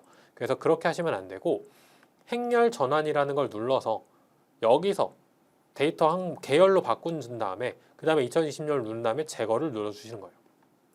그 다음에 원래대로 행렬 전환을 하면 범위가 정상적으로 잘 지정이 됩니다. 자, 그 다음에 확인으로 들어가 주시고, 그리고 차트 종류를 누적 세로 막대형으로 변경하시오. 마우스 오른쪽 버튼을 눌러줘서 여기서 차트 종류 변경 눌러준 다음에 여기서 세로 막대형 중에 누적 세로 막대형 두 번째, 몇 번째인지 모르겠다 싶으면 위에 올려놓으면 이렇게 이름이 떠요. 그래서 누적 세로 막대형으로 바꾸겠다. 그리고 확인 눌러주시면 됩니다. 자, 그럼 그래프가 이렇게 바뀌었고요. 차트 제목은 차트 위로 지정한 후 A1번 셀과 연동되도록 설정하시오. 차트 제목 넣어주기 위해서 이 십자가 차트 요소 버튼 눌러주겠습니다. 여기서 차트 제목 넣어줄 거예요. 차트 제목 오른쪽 버튼, 오른쪽 화살표 눌러주면 어디에 표시할 건지 나오는데 우린 차트 위로 할 겁니다. 차트 위. 차트 위로 해서 넣어줄 거고요. 그럼 정상적으로 나왔는데 여기서 이제 차트 제목에 대한 부분, 이거를 A1번 셀과 연동되도록 설정하시오 라고 했거든요. 그럼 차트 제목 선택한 다음에 수식 입력줄에다가 는 A1번 셀 선택해 주시면 돼요. 지금은 A1번 셀이 E1번 셀까지 이렇게 쭉 병합이 되어 있기 때문에 전체적으로 나타나는데 상관없습니다. 눌러주시고 엔터 눌러주시면 연도별 학생수라고 그대로 딱 나오게 되죠. 연동은 잘 된 거고요. 모든 계열에 대해서 데이터 레이블 값을 표시하고 라고 했습니다. 모든 계열이라고 했으니까 특정 계열을 이렇게 선택하지 않고 그냥 아무것도 선택 안 한 상태에서 다시 차트 요소 버튼, 여기서 데이터 레이블 항목 눌러줍니다. 근데 데이터 레이블을 안쪽 끝으로 설정하라고 했거든요. 안쪽 끝에. 그래서 안쪽 끝으로 이렇게 눌러주는 거예요. 그럼 데이터 레이블 숫자들이 잘 만들어졌죠. 자, 숫자가 잘 만들어진 걸 확인을 했고요. 그 다음에 데이터 레이블 글꼴색은 흰색, 배경 1로 설정하시오. 그럼 데이터 레이블 하나를 선택해줘요. 선택을 해주고 이렇게 한꺼번에 여러 가지를 선택하려고 해도 여러 가지 선택이 안 됩니다. 데이터 레이블 하나 선택하고 글꼴, 홈 탭에 있는 글꼴, 여기서 글꼴색 눌러줍니다. 여기서 테마색 중에 흰색, 배경 1 눌러줘요. 그러면은 이제 3학년에 대한 게 바뀌었죠. 2학년에 대한 거 똑같이, 1학년에 대한 거 똑같이. 그럼 이제 정확하게 잘 바뀌었습니다. 차트 영역의 테두리 스타일은 둥근 모서리로 설정하시오. 그럼 차트 영역, 차트 눌러주고 마우스 오른쪽 버튼 눌러준 다음에 차트 영역 서식으로 들어가요. 차트 영역 서식. 그럼 이렇게 차트 영역 서식이 나오는데 테두리 스타일을 둥근 모서리로 설정하라고 했거든요. 테두리 눌러준 다음에 맨 아래로 가면 둥근 모서리 항목이 있습니다. 여기서 클릭. 그럼 둥근 모서리로 잘 처리가 됐습니다. 잘 안 보이시겠지만 여기 둥근 모서리로 이렇게 처리가 되어 있는 거 확인하실 수 있을 겁니다. 자, 이렇게 해서 이제 차트에 대한 부분은 끝났고 다음 문제로 넘어가 보도록 하겠습니다. 자, 기타 작업 2 시트에서 기타 작업 2 시트로 가보겠습니다. 자, 여기서 다음과 같은 기능을 수행하는 매크로를 현재 통합 문서에 작성하시오. 자, 매크로를 작성을 할 겁니다. 매크로 작성. 매크로 작성할 때는 이제 매크로 작성, 여기서 이제 작업을 하는 건데 어떤 걸 작성을 해야 되는지 한번 보도록 하겠습니다. 자, B3번 셀이에요. 이 부분, 이 목표 금액. 이 목표 금액을 달성하기 위한 정기적금을 가입을 하려고 해요. 데이터표를 이용을 해서 이자율에 대한 부분, 이자율 D4번에서 D13번까지 이 부분, 이 변화에 따라서 월 납입 금액이 어떻게 바뀌는지를 계산을 하고 싶다라고 했습니다. 이런 매크로를 생성하고 매크로 이름은 납입금 계산으로 설정하시오 라고 했습니다. 납입금 계산 매크로는 이제 양식 컨트롤 단추를 통해서 이제 클릭했을 때 바로 실행되도록 하라고 했는데 일단 매크로부터 먼저 만들어 보도록 하겠습니다. 자, 데이터표에 대한 매크로입니다. 자, 매크로 기록 먼저 눌러줄게요. 매크로 기록 눌러주고 이제 시작을 합니다. 매크로 이름은 납입금 계산이었죠. 자, 이렇게 하고 이제 확인 눌러줄게요. 그럼 지금부터 이제 모든 작업들은 기록이 되기 시작하는 거예요. 그럼 이제 데이터표 같은 경우는 이렇게 이자율 나와 있는 거고 있고 월 납입금 계산할 때 어떤 부분, 이 월 납입금액 계산한 수식이 있는 부분을 먼저 체크를 해줘야 돼요. 그래서 2, 3번 셀에다가 셀 포인트를 가져다 둡니다. 근데 처음부터 만약에 2, 3번 셀이었다. 그럼 매크로 작업을 할 때 다른 셀 한번 갔다가 다시 2, 3번 셀로 오셔야 돼요. 그래야 상대 참조로 기록이 안 되거든요. 자, 그 다음에 는 눌러준 다음에 월 납입금액을 계산하는 거잖아요. 월 납입금액 B4번 셀을 이렇게 지정을 해줘요. 그리고 엔터 눌러줍니다. 자, 그러면 납입금액에 대한 부분 잘 들어갔고 그 다음에 이제 데이터표를 작업을 해줘야겠죠. 데이터 탭으로 가서 가상 분석의 데이터표 눌러줍니다. 그럼 이렇게 데이터 테이블이라는 게 나와 있어요. 데이터 테이블. 자, 이렇게 해서 이제 작업을 할 건데 여기서 하나 빠진 부분. 우리 범위 설정 안 했죠. 범위 설정. 이 자리부터 이 전체 이렇게 딱 범위 설정을 한 다음에 지정을 해줬어야 돼요. 데이터 탭으로 들어가서 가상 분석으로 가서 데이터표 이렇게. 그다음에 행 입력셀과 열 입력셀이 있는데 지금 보면은 바뀌는 부분, 이자율이라는 부분이 열 방향으로 입력돼 있죠. 열 방향으로. 그러니까 열 입력셀에다가 우리는 체크를 해주는 겁니다. 열 입력셀. 근데 열이 어디에 입력돼 있는 거냐면 이자율 부분이죠. 내가 원래 계산해야 되는 수식의 이자율 부분에 해당하는 부분이 바뀌는 거잖아요. 그러니까 열 입력셀에다가 이자율 B6번 셀을 지정을 해주는 겁니다. 그 다음에 확인. 그러면 이 B6번 셀이 1.5, 2.0, 2.5로 바뀜에 따라서 B4번 셀이 어떻게 바뀌는지에 대한 결과가 여기 이렇게 표시가 쭉 되는 거예요. 이게 바로 데이터표죠. 그럼 지금까지 완성이 다 됐으니까 매크로가 다 완성이 됐으니까 개발 도구 들어가서 매크로 기록 중지 눌러주도록 하겠습니다. 이제 매크로는 잘 완성이 된 거예요. 예를 들어서 이거 지운 다음에 이제 매크로 실행시키면 정상적으로 잘 실행이 되는데 그거 테스트 해보기 전에 그 밑에 있는 거 시킨 것부터 해보도록 하겠습니다. 납입금 계산 매크로는 개발 도구에 삽입의 양식 컨트롤, 삽입의 양식 컨트롤 여기서 단추를 작성을 하라고 했어요. 단추. 그럼 단추 작성한 걸 눌러주고 어디다 작성할 거냐면 A9번에서 B10번. Alt를 누른 상태에서 작성을 하면 셀에 꽉 차게 만들 수 있어요. Alt를 누른 상태로 이렇게 만들어줍니다. A9번부터 B10번까지. 그럼 이렇게 매크로 지정을 하라고 바로 뜨는데 납입금 계산 선택하고 바로 확인 눌러주시면 돼요. 그럼 이제 단추가 잘 만들어졌는데 텍스트를 납입금 계산으로 입력하라고 했습니다. 텍스트를 마우스 오른쪽 버튼을 눌러주고 여기서 텍스트 편집 눌러주시면 돼요. 텍스트 편집 여기서 납입금 계산 이렇게 만들어줍니다. 그 다음에 다른 거 엔터를 누르면 그 안에서 엔터가 되는 거니까 엔터를 누르지 마시고 다른 곳을 클릭해 주시면 이렇게 잘 빠져나올 수 있습니다. 그럼 이제 전부 다 완성이 된 거예요. 자, 잘 되는지 우리 작성했던 부분 지우고 테스트 한번 해보도록 하겠습니다. 납입금 계산 눌렀더니 정상적으로 잘 되고 있죠. 이렇게 해서 이제 매크로 작업 하나가 끝나게 된 겁니다. 자, 다음으로 넘어가서 매크로 두 번째 문제입니다. 28번 셀에서 231번 셀, 28번 셀에서 231번 셀, 바로 이 부분이에요. 이 부분. 자, 이 부분에 대해서 조건부 서식을 적용하는 서식 설정 매크로를 생성하시고 라고 했습니다. 여기에 대해서요. 이 부분에 대해서. 자, 그럼 이 부분을 선택을 해줬고 선택을 해주기 전에 일단 매크로 기록부터 눌러줘야겠죠. 자, 매크로 기록 눌러주겠습니다. 자, 이 매크로는 이름이 뭐냐면 서식 설정이에요. 서식 설정. 그 다음에 확인 눌러줍니다. 바로 시작을 해볼게요. 28번부터 231번 셀까지 자 이렇게 범위 지정을 했고 조건부 서식이라고 했으니까 홈 탭으로 가서 조건부 서식 눌러주겠습니다. 자 여기서 셀 값을 기준으로 모든 셀의 서식 지정이라고 했어요. 새 규칙으로 들어가서 셀 값을 기준으로 모든 셀의 서식 지정 여기서 이제 작업을 할 겁니다. 서식 스타일은 데이터 막대, 서식 스타일 데이터 막대로 갈 거고 최소값은 백분위수 20 백분위수라고 해서 최소값은 20 이렇게 입력을 해주면 되고 최대값은 백분위수 이번에 80이에요. 80으로 설정을 할 겁니다. 자 그리고 막대 모양은 채우기를 그라데이션 채우기로 바꾸라고 했고 색을 표준색 녹색입니다. 표준색 중에 녹색이라고 뜨는 거 선택을 해주시면 돼요. 자 그럼 다 끝났죠. 확인. 그럼 이런 결과값이 나와줘야 됩니다. 자 매크로 작업은 끝났습니다. 그럼 개발 도구 들어가서 매크로 기록 중지 눌러주게 되겠고 매크로 기록 중지 눌러줬고 자 그 다음에 개발 도구 삽입 탭의 양식 컨트롤 단추 이번에 똑같이 단추예요. 삽입의 단추 눌러줄 겁니다. A14번에서 B15번 이번엔 A14번에서 B15번 이렇게 이제 단추를 만들어줘요. 똑같이 서식 설정으로 해서 확인 눌러주고 마우스 오른쪽 버튼 눌러서 텍스트 편집 여기서도 서식 설정으로 바꿔줍니다.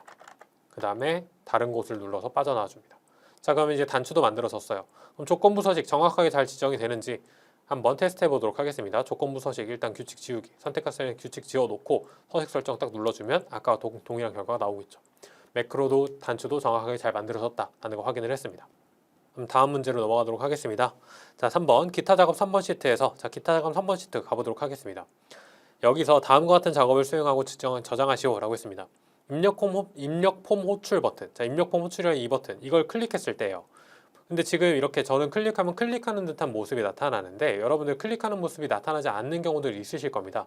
자, 그때는 어떻게 체크를 하시면 되냐면 파일 탭으로 가서 옵션으로 가서 여기서 아까 봤던 부분 보안센터의 보안센터 설정, 여기서 액티브엑스 설정에서 안전 모드라는 부분이 체크가 되어 있지 않은지, 이게 체크되어 있으면 안 되거든요. 체크되어 있지 않는 형태인 걸 확인을 해주시면 되겠습니다. 자, 그럼 이제 체크를 해제했으면 다시 눌리는 걸 확인하실 수 있을 거예요. 자, 여기서 이제 보는 겁니다.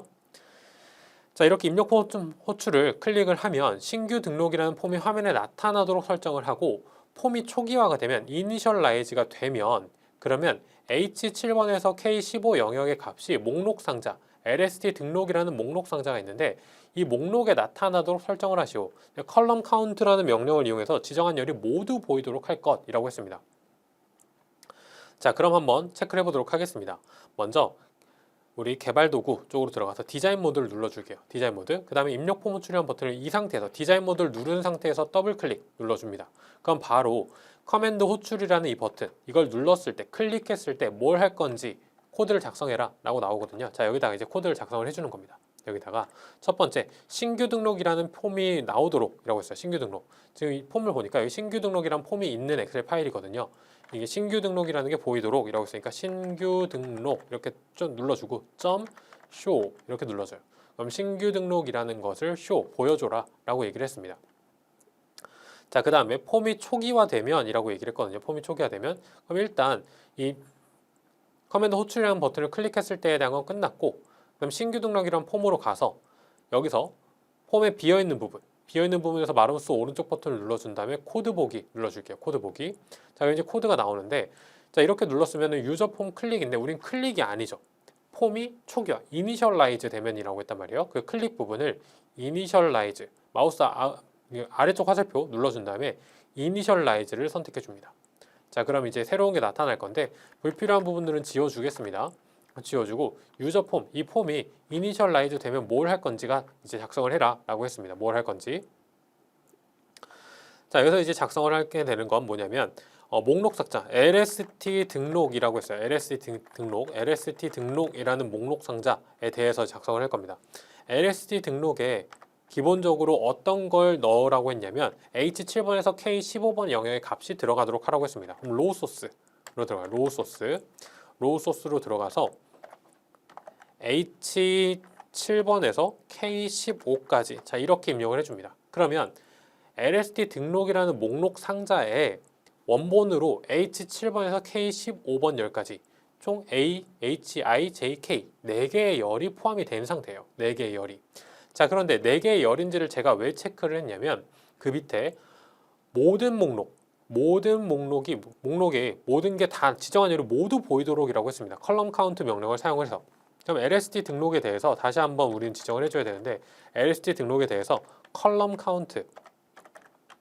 카운트를 입력을 해줘요. 근데 아까 몇 개의 열이었어요? 4개의 열이었죠. 그러니까 4 이렇게 입력을 해줍니다. 자, 그러면 LST 등록이라는 목록에는 컬럼이 4개가 나오도록 해라 라고 얘기를 하고 있는 겁니다. 자, 이렇게까지 해서 이제 첫 번째 문제를 다 마무리했습니다. 그럼 테스트 한번 해보도록 할게요. 자, 디자인 모드 끄고 입력 폼 호출 눌러주면 그러면 이제 신규형 등록이라는 폼이 나타나고 여기에 지금 4개의 열이 다 보이는 형태죠. 4개의 열. 만약에 우리가 컬럼 카운트, 아까 컬럼 카운트라는 그 부분, 이 컬럼 카운트를 해주지 않는다면, 이걸 지정해주지 않는다면 어떤 형태가 나타나는지 다시 한번 체크해 보도록 하겠습니다. 그러면 A001부터 이렇게 쭉 나타나는 형태죠.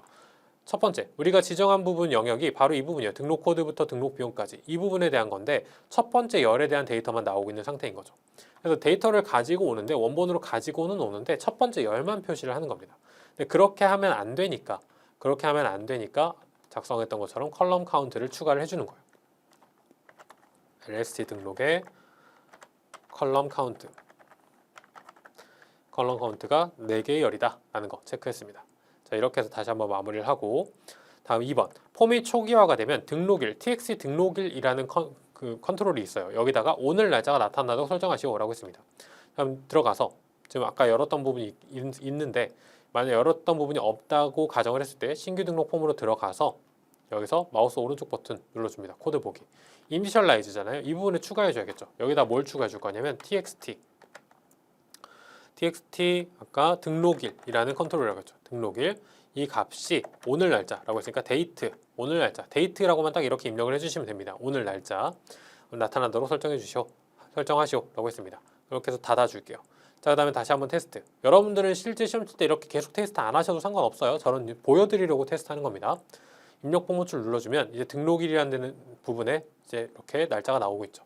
2025년 8월 10일 이렇게 나오고 있는 상태입니다. 자, 그리고 나서 다음으로 갑니다. 신규 등록 폼에 데이터를 입력을 하고 저장, 커맨드 저장 버튼을 누르면 폼에 입력된 데이터들이 동일 시트의 표 안에 추가되도록 프로시저를 작성하시고, 자, 이 표 여기에 이제 추가되도록 하라는 거예요. 입력이 완료된 후 이름 입력 상자는 비어 있도록 하고 목록 상자는 첫 번째 항목에 선택되어 있도록 설정하시오 라고 했습니다. 데이터를 추가하거나 삭제하여도 항상 마지막에 데이터 다음에 입력되어야 함. 한마디로 지금 이 상태에서 데이터 입력하면 이 4번 행에 들어가고 4번 행에 뭔가 데이터가 입력되어 있다. 그 다음에 5번 행에 들어가고 이런 형태로 이제 데이터가 입력이 되도록 설정을 해라 라고 했습니다. 자, 그러면 한번 가보도록 할게요. 신규 등록 저장 버튼을 눌렀을 때라고 했죠. 저장 버튼. 혹시 이 저장 버튼이 커맨드 저장이 맞는지 확인하기 위해서는 속성 들어가서 보면 이름에 커맨드 저장이라고 되어 있습니다. 이거 확인하시면 돼요. 자, 저장 버튼을 클릭했을 때입니다. 마우스 오른쪽 버튼 누르고 코드 보기. 자, 이렇게 해서 이제 들어갈게요. 저장 버튼을 클릭했을 때라는 걸 확인을 했습니다. 자, 이거는 여러분들 기준행 잡고 데이터 범위 잡고 입력행 잡고 데이터 입력하는 것들이었습니다. 자, 기준행은 우리 다시 한번 돌아가서 보면은 지금 A3번 셀이 있는 행이죠. 기준행. A3번 셀이 있는 행이에요. 는 A3번 셀 그리고 로우 A3번이 있는 셀, 그 셀이 있는 그 행, 그걸 기준행으로 잡아라. 그러면 3행이 되겠죠. A3번 셀의 행이니까 3. 그래서 지금 기준행이라는 값에는 3이라는 값이 들어간 겁니다. 자, 그리고 데이터 범위를 설정을 해주도록 하겠습니다. A3번 셀과 연결되어 있는 전체요. 연결되어 있는 거라는 건 데이터가 A3번 셀 기준으로 위든 아래든 데이터가 연결되어 있는, 데이터가 붙어 있는 게 몇 개나 있느냐, 몇 개의 행인지 그걸 체크를 할 겁니다. 그러니까 A3번 셀에서 current region, 현재 current region, 현재 범위를 체크를 할 건데 현재 범위의 행 숫자, 로우스, 행의 숫자를 뭐해라? 카운트해라. 자, 이렇게 작성을 해주는 겁니다. 데이터 범위는 A3번 셀의 현재 범위에서 몇 개의 행이 있는지 카운트, 세라 라고 했습니다. 자, 그럼 입력행은 어떻게 되겠어요? 입력행은 기준행에다가 데이터 범위를 더한 값인 거죠. 자, 이건 여러분들 이해를 해서 작성을 하시면 당연히 가장 좋기는 하지만 모르겠다, 이해하기 너무 어렵다. 그럼 기본적인 틀 자체를 외워주시는 것도 좋아요. 굉장히 다양한 형태가 나오지 않기 때문에 내가 외운 거 나오면 맞추고 아니면 어쩔 수 없지 하고 넘어가 주셔도 괜찮다라는 겁니다. 자, 이렇게 해서 이제 입력행에 대한 부분을 체크를 했습니다. 그 다음에 이제 데이터를 입력을 해줄 건데 셀즈 들어가서 입력행 그리고 첫 번째 열은 뭐냐면 성명에 대한 부분이에요. 성명에 대한 부분. 자, 성명에 여기 지금 성명이잖아요. 성명에 그럼 성명에는 뭘 입력해야겠어요? 이름을 입력해야겠죠. 이름의 컨트롤명 txt 이름이에요. txt 이름이 맞는지 체크를 하기 위해서는 성명에 대한 부분 이 부분이죠. 얘의 속성을 보는 겁니다. 속성. 뒤에 보니까 txt 성명이네요. 이름이 아니라 그럼 txt 이름이 아니라 txt 성명으로 입력한다 라고 했습니다. 그리고 이걸 이제 복사해서 사용을 해보도록 하겠습니다. 그럼 두 번째는 등록일이죠. 등록일. 자, 이번엔 등록일 여기에 입력 이 컨트롤에 입력된 값을 가지고 올 거예요. 이번엔 txt 등록일이에요. txt 등록일. 자, 다음 이번에는 세 번째 열입니다. 세 번째 열에는 등록 코드라는 건 가져올 겁니다. 등록 코드. 자, 그런데 등록 코드라는 건 어디에 있냐면 이 등록하는 프로그램이라는 이 안에, 이 리스트 박스 안에 있을 거예요. 이 리스트 박스 안에. 근데 리스트 박스 안에서도 몇 번째 행인지를 봐야 되는데 리스트 박스는 H7번부터 K7번까지 이 한 줄이 이제 하나의 행인 거죠. 그러면 리스트 박스 안에 있는 것 중에 첫 번째 열은 등록 코드, 두 번째 열은 담당 코치, 세 번째 열은 등록 횟수, 네 번째 열은 등록 비용 이런 식으로 작성이 된다라는 겁니다. 근데 이걸 작성하기 위해서 우리는 하나를 더 넣어보도록 할게요. 하나를 더 추가할 겁니다. 뭐냐면 목록, 리스트 박스에 있는 목록행 몇 번째 행을 가져올 건지 그걸 한번 좀 체크를 해보도록 할게요. 목록행. 자, 목록행은 LST 등록이었잖아요. 아까 리스트 박스의 이름은 LST 등록이었어요. LST 등록에 리스트 인덱스를 가지고 오는 겁니다. 리스트 인덱스. 리스트 인덱스라는 게 결국 목록행이라는 건 LST 등록에 있는 리스트 인덱스 몇 번째 행인지 그걸 가져와라 라는 겁니다. 자, 이걸 가지고 왔어요. 자, 목록행을 이렇게 지정을 해줬습니다. 그러면 셀즈 입력행 3번 여기다가는 뭘 입력을 할 거냐면 LST 등록이라는 리스트 박스 이 안에서 몇 번째 리스트 몇 번째 리스트냐면 목록행 몇 번째 목록인지 목록행 이 목록행이라는 거 목록행에 0번째 첫 번째 열이니까 0번째라고 입력을 해주는 거예요. 0번째. 자, 이렇게 입력을 해주시면 돼요. 목록행의 0번째. 자, 이걸 이제 복사해서 쓰는 겁니다. 네 번째는 담당 코치죠. 그럼 목록행 중에 담당 코치니까 첫 번째 1이라고 쓰는 겁니다. 두 번째 열이니까 1이라고 써주시면 되고 다음 다섯 번째 열. 다섯 번째 열은 지금 등록 횟수잖아요. 등록 횟수니까 이번에는 세 번째 열. 그리고 여섯 번째 열은 등록 비용이죠. 등록 비용이니까 이렇게 세 번째. 이렇게 이제 여러분들이 작성을 해주시면 되겠습니다. 자, 여기까지 하면 이제 데이터들이 다 잘 들어가게 될 거예요. 근데 문제에서는 뭐가 추가로 있었냐면 입력이 완료된 후 이름, txt 입력 상자는 비어 있도록 하고 라고 했습니다. 자, 그럼 이 작업이 끝나고 이 밑에 적어주는 거예요. txt 성명이라는 입력 상자. 여기 지금 이름이라고 이제 오타가 나와 있는데 성명이었죠. 문제에서는 txt 성명이라는 값을 이렇게 빈칸으로 바꿔줄 겁니다. 빈칸으로 바꿔줄 거고요. 목록 상자는 첫 번째 항목이 선택되어 있도록 설정하시고 라고 했습니다.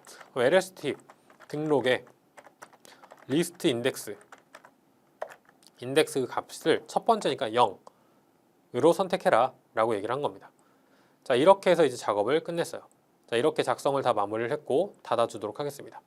자, 그럼 이제 다 정상적으로 작동을 하는지 한번 체크를 해보도록 할게요. 예를 들어서 제 이름 김동민 이렇게 입력을 해보겠습니다. 나는 뭐 최수연이라는 이걸 선택한다. 한번 선택을 했어요. 그 다음에 저장을 눌러주면 지금 제가 최수연을 선택을 했으니까 이름 들어갔고 등록일 들어갔고 아까 이거 선택했죠. A002 최수연에 대해서 15 그리고 607,500원 500원 다 들어가 있습니다. 다음 뭐 해커스 이렇게 입력을 해볼게요. 그리고 마지막에 C003 서지훈 눌러보도록 하겠습니다. 그 다음에 저장 눌렀더니 그 밑으로 잘 들어가고 있죠. 그리고 이름에 대한 부분 지워졌고 첫 번째 항목을 선택하고 있는 것도 확인할 수가 있겠습니다. 자, 이렇게 우리는 다 선택을 하고 있는 거예요. 그리고 아까 제가 약간 여러분들 이해가 조금 어렵게 설명을 드린 부분이 있어 다시 한번 말씀을 드리면 자, 이 리스트 인덱스 이 부분이에요. 이 리스트 인덱스 LST 등록의 리스트 인덱스라는 건 뭐냐면 결국 내가 몇 번째 행을 선택을 했느냐 그걸 선택을 하는 거예요. 아까 예를 들어서 입력 포맷줄 여기서 내가 세 번째를 선택을 했다. 세 번째를 선택했으면 세 번째 리스트 인덱스를 선택을 했으니까 그 리스트 인덱스라는 값이 세 번째가 항목을 지정하게 딱 들어가게 되는 겁니다. 세 번째 항목에 0으로 선택하면 첫 번째 열, 1로 선택하면 두 번째 열, 2로 선택하면 세 번째 열, 3으로 선택하면 네 번째 열 이런 형태가 들어가는 겁니다. 그래서 내가 선택한 값이 정확하게 잘 들어가게 되는 형태라고 생각을 해주시면 될 것 같습니다.